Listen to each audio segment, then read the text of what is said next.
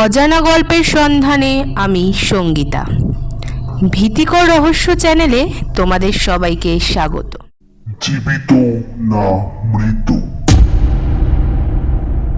না, দুপুরবেলা ঠিক নয়, তবে সম্প্রতি দুপুরের পরেই ভূতের দেখা জুটেছিল।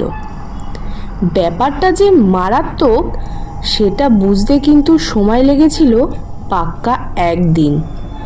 আর ব্যাপারখানা বুঝতে পেরে এমন বমকে গিয়েছিলাম যে এই অদ্ভুত অভিজ্ঞতা নিয়ে যে একটা চমৎকার গল্প ভূতের গল্প লেখা যায় তা মাথায় আসেনি। যাই হোক, একেবারে প্রথম থেকে শুরু করি। তবে ঘটনাটা বর্ষবরণের রাতের। আমরা কয়েকজন বন্ধু মিলে ঠিক করি রাত 12টা নাগাদ একটু বেড়াতে যাব।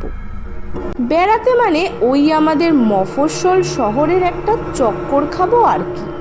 সেদিন সম্ভবত ছিল পূর্ণিমার রাত, প্রায় নিঝুম শহরে শীতের রাত, তাই পূর্ণিমা আমাদের যেন ভুলোতে পেয়ে বসলো।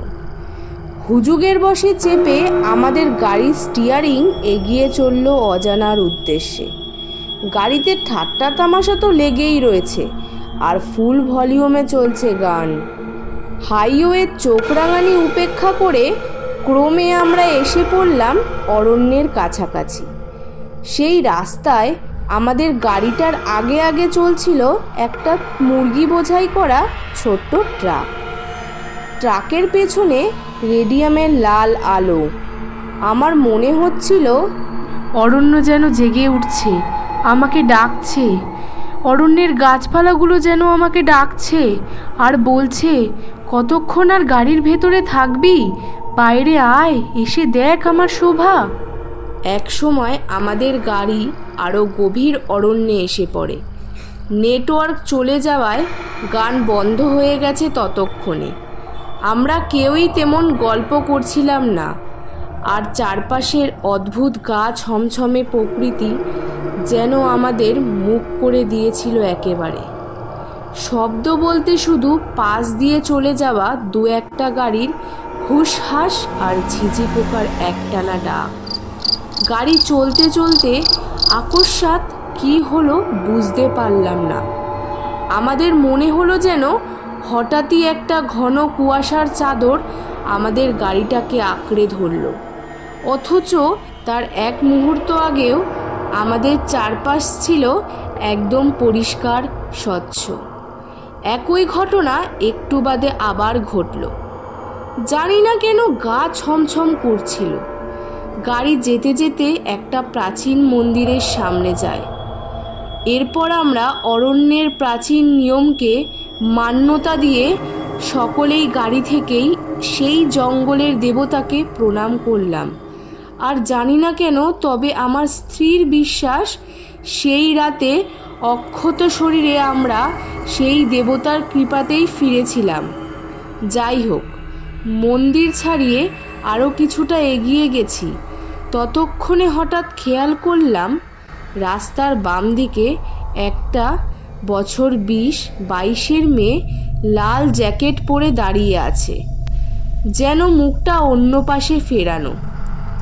অত রাতে এইভাবে একটা মেয়ে একা দাঁড়িয়েছিল কেন জানি না, তবে পর মুহূর্তেই আর মেয়েটাকে খুঁজে পাইনি। মেয়েটা কোথায় গেল সেই ভাবতে ভাবতেই মোবাইলে দেখি রাত 2:01 বাজে। আমার বন্ধুদের মোবাইলেও তাই দেখায়। বেশ অনেকটা রাত হয়ে গেছে দেখে আমরা ঠিক করি এবার ফেরা যাক। সেই কথা মতো গাড়ি ঘুরিয়ে নেওয়া হয়। ক্রমে জঙ্গলের সীমা শেষ হয়, আর ঠিক তখনই মোবাইলের দিকে চোখ পড়তে দেখি বাজে রাত 1:37। কেন হলো, কিভাবে হলো জানি না, তবে কি কোনো অলৌকিক শক্তি সমাধান করতে চেয়েছিল আমাদের সেই রাত, বলতে চেয়েছিল, আর এগিয়েও না পথিক এই রাস্তায় রাত বিরতে জ্যান্ত হয়ে ওঠে, ফিরে যাও, ফিরে যাও। আমরা সশরীরেই ফিরে এসেছিলাম, আর সকলেই ভয় পেলেও কেউ কারো সাথে এই নিয়ে আলোচনা করিনি সেই রাতে। ঘটনার শেষ এখানেই নয়। পরের দিন রাতে ফেসবুকে ছবি দেব বলে আগের দিনের তোলা ছবি আর ভিডিওগুলো দেখতে দেখতে হঠাৎ লক্ষ্য করলাম আমাদের গাড়ির সামনে দিয়ে চলা সেই মুরগি বোঝাই ট্রাকটা কোথাও নেই। অথচ আমার পরিষ্কার মনে আছে আমি সেই ট্রাকটা সামনে থাকার সময় ভিডিও করেছিলাম, আমার বন্ধুরাও করেছিল। অথচ কোনো ভিডিওতে গাড়িটার ছায়াও আসেনি কেন? এইসব ভাবতে ভাবতে হঠাৎ খেয়াল হলো গত রাতে সেই প্রাচীন মন্দির পার করার পর গাড়িটাকে আমরা আর কেউই লক্ষ্য করিনি। অথচ আমাদের গাড়ি এক মুহূর্তের জন্য থামেনি কোথাও, আর সামনের গাড়িটার গতিবেগও কমই ছিল। আর সবচেয়ে বড় কথা, সেই রাস্তাটা নাক বরাবর লম্বা ছিল, কোনো গলিতে ঢুকে যাওয়ার কথা নয়। তাহলে কি হলো? জলজ্যান্ত একটা গাড়ি স্রেফ উবে গেল মাঝ রাস্তা থেকে। ওই মেয়েটাই বা কে? কি চাইছিল ও? আর সেই কুয়াশা আর ঘড়ির দেখানো ভুল সময়, কি হয়েছিল আমাদের সাথে সেই রাতে? বা বলা ভালো কি হতে চলেছিল জানি না আমি বা আমার বন্ধুরা।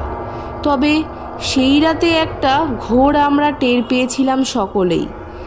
আমরা এখন সম্পূর্ণ বিশ্বাস করি রাতের বেলায় ওই জঙ্গল জেগে ওঠে, জ্যান্ত হয়ে ওঠে, কি যেন বলতে চায় ফিসফিস করে। কণ্ঠস্বরে আমি সঙ্গীতা। আরও ভুতুড়ে গল্প এবং অভিজ্ঞতা আমি তোমাদের সামনে নিয়ে আসার চেষ্টা করব। আর তোমাদের যদি আমার এই ভুতুড়ে গল্পটা ভালো লেগে থাকে তবে এই গল্পটাতে একটা লাইক আর চ্যানেলটিকে সাবস্ক্রাইব করে দিও।